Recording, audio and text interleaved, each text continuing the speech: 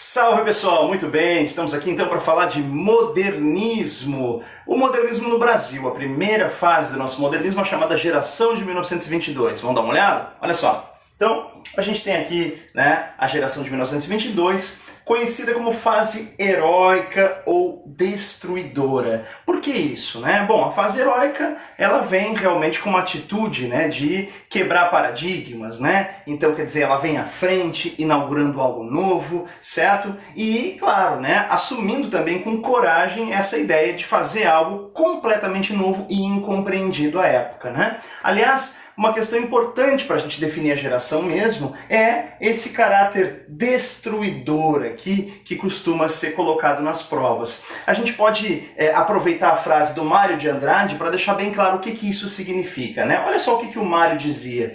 Nós não sabíamos o que queríamos, mas sabíamos o que não queríamos, tá? Então o que quer dizer isso? A gente não tinha bem claro ainda exatamente o que a gente ia propor, Qual seria a nova literatura que nós tínhamos como proposta. Então realmente, num primeiro momento, a geração de 22 ela não foi tão propositiva, aliás ela não foi nada propositiva, ela propunha apenas o quê? Destruir o passado, Então a gente tem aqui realmente essa necessidade de detonar com todos aqueles padrões que eram considerados como tradição, tá? Então a geração de 22 ela é essencialmente antipassadista, tá bom? Ruptura com o passado e com as tradições. Destacando-se aqui, evidentemente, a necessidade de bater no mais consagrado padrão de literatura tradicional no Brasil. Aquilo que era o gosto mais elitizado e tradicional da nossa literatura, à época, que era o parnasianismo. Então, o símbolo de literatura tradicional, principalmente, era a literatura parnasiana.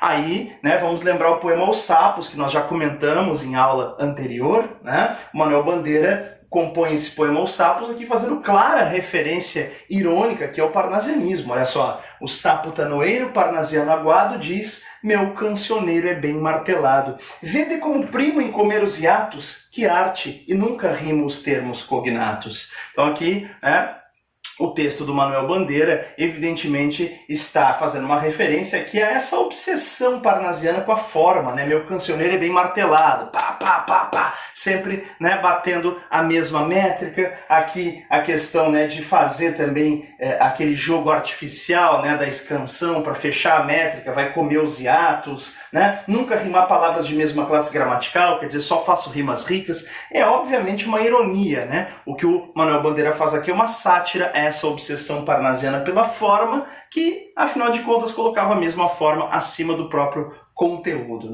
Então, a geração de 22 ela busca se desprender, se libertar desses padrões consagrados, tá certo? Vamos dar uma olhadinha na sequência aqui então, olha só. A gente tem aqui uma das principais questões dessa geração de 22, a busca por uma liberdade expressiva, Por uma linguagem então mais voltada para o coloquialismo, uma linguagem mais espontânea, mais verdadeira, tá certo? Então o coloquialismo ganha vez aqui. Essa é uma grande inovação da geração de 22, que é abrir o espaço mesmo para a língua falada, para tentar capturar a fala na escrita, tá certo? Então, quer dizer, a busca por essa espontaneidade, por essa linguagem que reflita a realidade, da língua, é algo realmente novo e muito importante para compreender a geração de 22, aparece muito nas provas. Fica atento, especialmente no Enem, por exemplo, se costuma trazer muito a variação linguística como tema para as questões. Então, fica atento aqui, porque esse coloquialismo, essa ruptura aqui, inclusive com a norma culta, é algo que caracteriza a geração de 22, tá certo? Existe mesmo um desprezo pela norma culta. Se a gente pegar autores como o Mário de Andrade, que a gente já citou há pouco, o Mário, lá no livro chamado Amar, Verbo Intransitivo, é muito engraçado, porque toda vez que tem que usar próclise, ou seja, colocar o pronome antes do verbo, ele usa ênclise. E toda vez que tem que colocar ênclise, ou seja, o pronome depois do verbo, ele acaba usando a próclise. Ele faz isso propositalmente, questionando esse padrão de colocação pronominal que procura se observar muito na escrita, mas que na fala a gente sabe que o português falado no Brasil faz reinar mesmo a próclise para quase toda e qualquer situação, tá certo? Então é muito engraçado mesmo o quanto o Mário de Andrade questiona o artificialismo dessa colocação pronominal segundo a gramática normativa, e ele vai ao longo do livro invertendo, né? Toda vez que tem que usar a próclise, ele usa a ênclise e vice-versa, tá? Então esse desprezo pela norma culta, esse ataque aos padrões, né, do bem escrever, é realmente algo proposital aqui da geração de 22, tá certo? Outra característica interessante, né, é realmente a busca pelo verso branco, quer dizer, sem rima, e pelo verso livre, quer dizer, sem métrica, tá certo? Então, versos brancos e livres.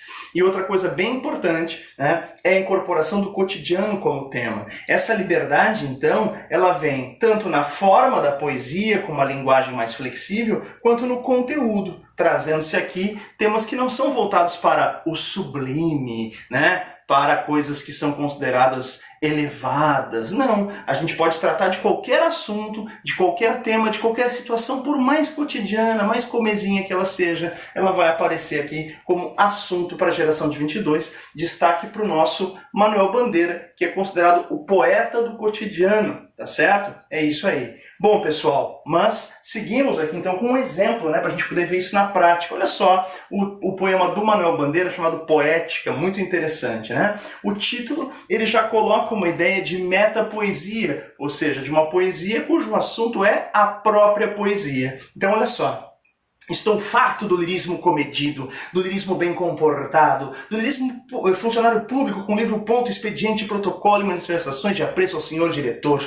E estou farto do lirismo que para e vai averiguar no dicionário com o vernáculo de um vocábulo. Abaixo os puristas. Todas as palavras, sobretudo os barbarismos universais, todas as construções, sobretudo as sintaxes de exceção, todos os ritmos, sobretudo os inumeráveis.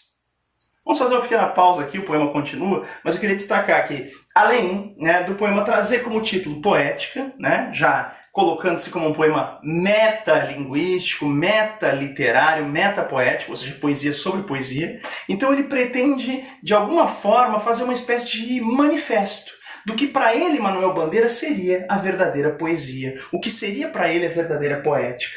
E ele então vai dizer, eu estou farto, estou de saco cheio do lirismo comedido, ou seja, de uma poesia toda cheia de regrinhas, de um lirismo bem comportado, né? De uma poesia, vejam que a palavra lirismo significa justamente o quê? Poesia, fazer poético. Então, eu estou de saco cheio de uma poesia bem comportada, de uma poesia burocrática, não é? Que parece que sempre começa e termina exatamente do mesmo jeito, muito respeitosa, sempre seguindo as mesmas regras. Eu estou farto do lirismo que vai lá no dicionário, né, para pegar uma palavra, né, e colocá-la dentro de um sentido, né, colocar uma palavra inusitada para dizer algo que as palavras comuns costumam dizer. O que significa isso, né? Estou criticando o parnasianismo, mais uma vez, né, o grande saco de pancada do modernismo é o parnasianismo. Se vocês observarem bem, né, o parnasianismo ele era conhecido, ironicamente, como poesia de dicionário. Tá? Então aqui eu estou de saco cheio da chamada poesia de dicionário, leia-se poesia parnasiana. Tá?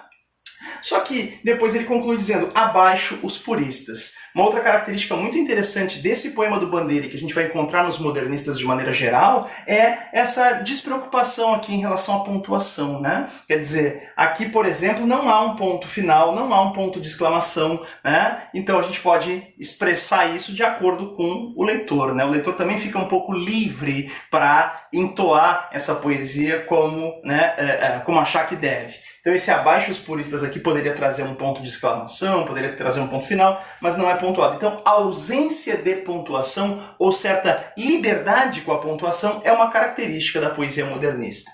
Outra observação que eu acho que já ficou bem claro, né, é que vocês vão perceber muito claramente aqui o fato de que nós não temos uma métrica regular, né? Os versos, eles realmente podem ser versos bem curtos, podem ser versos bem longos, nós não precisamos nem contar aqui, nem precisamos fazer escansão para saber que os versos são livres, certo? E não há uma preocupação também em rimá-los, portanto são versos brancos. Interessante, né? Porque o Bandeira ele vai, digamos, fazer uma espécie de manifesto do que ele considera ser a poesia, dizendo para ele o que né, seria um programa de poesia modernista, só que ele faz isso na teoria e coloca isso também na prática, fazendo uma poesia completamente livre. Tá? Depois de dizer o que ele não quer, ele passa então aqui na segunda estrofe a dizer o que quer. Olha só, todas as palavras, sobretudo os barbarismos universais. todas as construções, sobretudo as sintaxes de exceção, todos os ritmos, sobretudo os inumeráveis. Quer dizer, eu vou usar todos os ritmos, especialmente aqueles que, né, não têm uma metrificação, quer dizer, eu posso usar qualquer ritmo em poesia sem me preocupar com a métrica, eu posso fazer qualquer construção de linguagem, subvertendo a gramática, violando as regras, usando barbarismos. Isso, a total liberdade do poeta com a linguagem, beleza? Mas o poema é maior e a gente segue na análise dele, é um poema muito importante para entender os propósitos do modernismo de 22. Estou farto do lirismo namorador, político, raquítico, sifilítico, de todo lirismo que capitula o que quer que seja fora de si mesmo. De resto, não será lirismo, será contabilidade, tabela de cosseno, secretário da amante exemplar com 100 modelos de casas, diferentes maneiras de agradar as mulheres, etc. Quero antes o lirismo dos loucos, o lirismo dos bêbados, o lirismo difícil e pungente dos bêbados, o lirismo dos clowns de Shakespeare. Não quero mais saber do lirismo que não é libertação. Então, muito interessante, né, que o poema termina com um verso síntese, que é uma característica do Manuel Bandeira, inclusive. É um versinho que no final, ali acompanhado de um travessão, como uma expressão muito pessoal do poeta, parece resumir o sentido de todo o poema, né? E o resumo desse poema é: não quero mais saber do lirismo que não é libertação, não quero mais saber de uma poesia que não liberta, que não é espontânea, que não é verdadeira.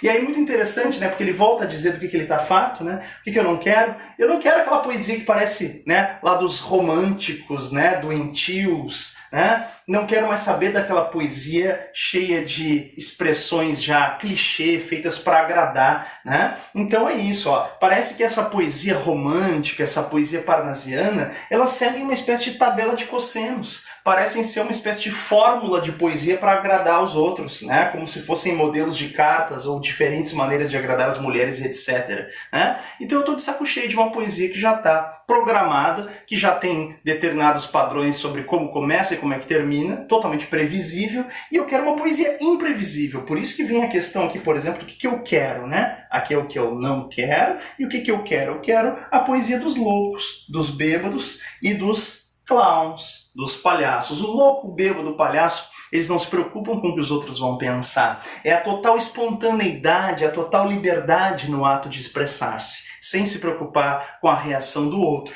Tá? Então é isso, eu busco uma poesia totalmente livre, totalmente espontânea, tá? Então uma poesia que liberta. É isso aí, fechou, pessoal? Legal. Bom, agora a gente segue aqui então a nossa análise, né? Comentando uma questãozinha do Enem que já apareceu aqui também, trabalhando aspectos de linguagem, mais uma vez envolvendo Manuel Bandeira, que é um poeta muito importante dessa geração de 22. Olha só, temos um trechinho aqui, né, de uma crônica do Bandeira chamada Pra Mim Brincar. Não há nada mais gostoso que o mim sujeito do verbo no infinito, pra mim brincar. As cariocas que não sabem gramática falam assim. Todos os brasileiros deviam de querer falar como as cariocas que não sabem gramática. As palavras mais feias da língua portuguesa são quiçá, alhures e miúde. Manuel Bandeira, então, está tirando onda aqui em relação à gramática, à norma culta, dizendo como fala feio aquele que tenta, né, colocar no seu discurso os artificialismos da gramática normativa, né? Então, coisa bonita é ver a língua falada de maneira espontânea, é isso que ele está dizendo. E aqui tem algumas construções que são absolutamente proibidas pela gramática, né, mas que são bonitas de ver, segundo Manuel Bandeira, como, por exemplo, nada mais gostoso que o mim sujeito do verbo no infinito, né? Ah, pra mim brincar. Ah, mim é índio, né? Mim não é sujeito, mim é índio. Bom, aqui, né, quando os professores de gramática vão dizer isso para vocês, evidentemente, né, talvez eles não percebam, mas nós temos de fato um preconceito em relação a isso. O português brasileiro ele é diferente do português de Portugal. Percebe quando a gente vai produzir o pra eu brincar, certo?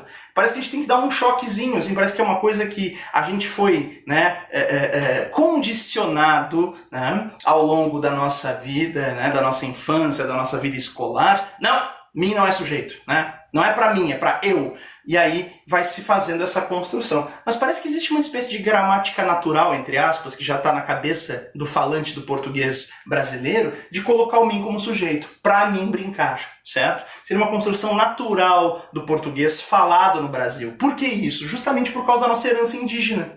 Então, quer dizer, o que a gente é na verdade? Nós somos europeus? Não, nós somos bugres, nós somos índios também, tá certo? Então é interessante aqui porque os modernistas fazem a gente enxergar quem a gente é de verdade, né? Ou seja, fazem a gente perceber que a língua portuguesa falada no Brasil, ela expressa verdadeiramente a cultura brasileira e as diferenças que a gente tem em relação à cultura do colonizador. Temos que valorizar o nosso português falado e não ficar apontando que ele está errado o tempo inteiro.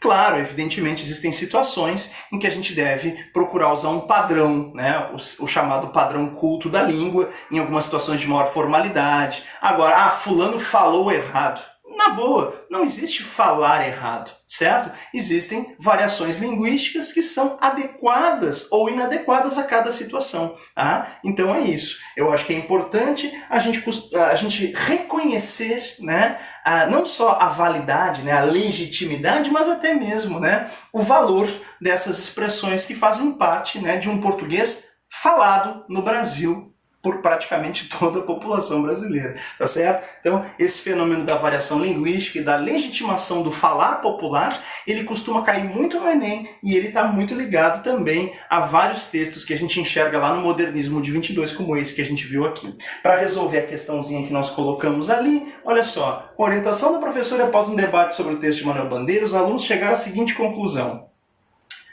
Letra A. Uma das propostas mais ousadas do modernismo foi a busca da identidade do povo brasileiro e o registro no texto literário da diversidade das falas brasileiras. Perfeito! Né? Podemos entender então essa como a resposta correta. Uma das propostas mais ousadas do modernismo foi buscar essa identidade brasileira, né? E entender que essa identidade também está colocada na diversidade da nossa cultura expressa na nossa fala. Né? Como é ser brasileiro? O que nos diferencia? Não são só palmeiras e sabiás, como queriam os românticos. A brasilidade está constituída também na nossa construção linguística, né? Na nossa construção cultural. Então é importante destacar que buscar a brasilidade é também legitimar, né, uma língua brasileira que, diga-se de passagem, é justamente essa língua que a população costuma usar nas situações cotidianas. O resto é ficção, né? Aquela gramática normativa, ela realmente está muito distante da prática da língua, então isso realmente é um aspecto que vai aparecer muito no Modernismo de 22 e muito também nessas provas mais moderninhas, tipo o Enem. Beleza? É isso aí. Bom, pessoal, então é isso. As outras alternativas aqui são absurdas, eu acho que elas não valem nem o comentário aqui. Fechou? Bom, galera, então a gente faz uma pausa aqui agora e na sequência a gente volta com mais características importantes da geração de 22. Valeu!